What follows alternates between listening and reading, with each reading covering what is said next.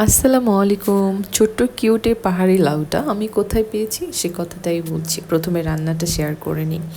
একটা কড়াইতে তেল দিয়েছি কিছু পাঁচফোড়ন। তারপর আমি কেটে ধুয়ে রাখা চিকেনগুলোকে দিয়ে দিচ্ছি।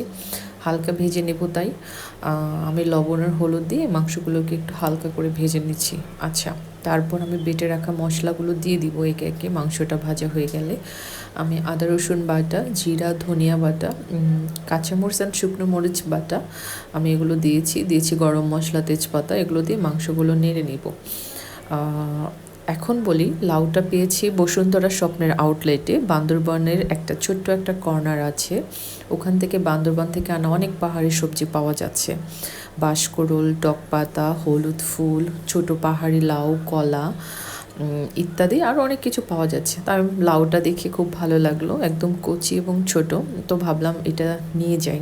দাম একটু বেশি, বাট টেস্টটা যা ছিল আলহামদুলিল্লাহ। আমার মা এত পছন্দ করেছে, লাউয়ের যে একটা সুন্দর ঘ্রাণ আসতেছিল, আলহামদুলিল্লাহ আমি তো অনেক খুশি, অনেক মজা করে খেয়েছি।